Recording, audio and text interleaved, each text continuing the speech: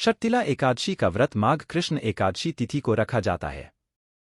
इस साल शर्तिला एकादशी व्रत 6 फरवरी दिन मंगलवार को है। इस बार शर्तिला एकादशी की तिथि 5 फरवरी को शाम 5:24 PM से 6 फरवरी को शाम 4:07 PM तक है। 6 फरवरी को व्रती को स्नान के बाद व्रत और पूजा का संकल्प करना चाहिए। शुभ समय में भगवान विष्णु की पूजा करते हैं और उस दौरान शर्तिला एकादशी व्रत की कथा पढ़नी चाहिए। एक बार भगवान विष्णु ने नारद जी को शर्तिला एकादशी की व्रत विधि और महत्व के बारे में बताया। इस व्रत के महत्व को जानने के लिए शर्तिला एकादशी की कथा भी सुनाई।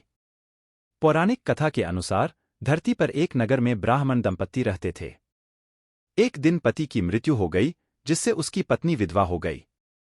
वह विधवा ब्राह्मणी भगवान विष्णु की भक्ति में अपना समय व्यतीत करती थी। हर मास में एकादशी का व्रत रखती थी। उस ब्राह्मणी की श्रद्धा और भक्ति को देखकर भगवान विष्णु प्रसन्न हो गए। एक दिन वे साधु का रूप धारण करके इस ब्राह्मणी के पास भिक्षा मांगने पहुंच गए। उस ब्राह्मणी ने उनको अन्न आदि न देकर मिट्टी का एक पिंड दान कर दिया। कुछ देर बाद भगवान विष्णु उस पिंड के साथ बैकुंठ धाम चले गए। समय व्यतीत होता गया और एक दिन उस ब्राह्मणी की मृत्यु हो गई। व्रत से अर्जित पुण्य के कारण ब्राह्मणी को बैकुंठ धाम में स्थान प्राप्त हुआ। वहां पर उसे एक झोपड़ी मिली और वहां एक आम का पेड़ था। उस झोपड़ी में कुछ भी नहीं था। उसने श्रीहरि से पूछा कि पूरे जीवन व्रत और पूजा पाठ करने के बाद उसे बैकुंठ में स्थान तो मिल गया, लेकिन उसकी झोपड़ी खाली क्यों है। इस पर भगवान विष्णु ने कहा कि तुमने अन्न का दान नहीं किया था।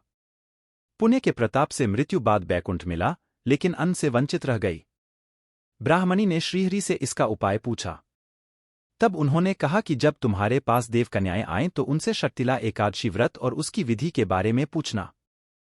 एक दिन देव कन्याएं आईं तो उस ब्राह्मणी ने शर्तिला एकादशी की व्रत विधि विस्तार से बताने को कहा। जब माघ माह में शर्तिला एकादशी का व्रत आया तो उस ब्राह्मणी ने विधि विधान से उपवास रखा, विष्णु पूजा की और रात्रि जागरण की। उस व्रत के पुण्य प्रभाव से उसकी झोपड़ी अन्न और धन से भर गई। इस वजह से शर्तिला एकादशी के दिन अन्न का दान जरूर करना चाहिए।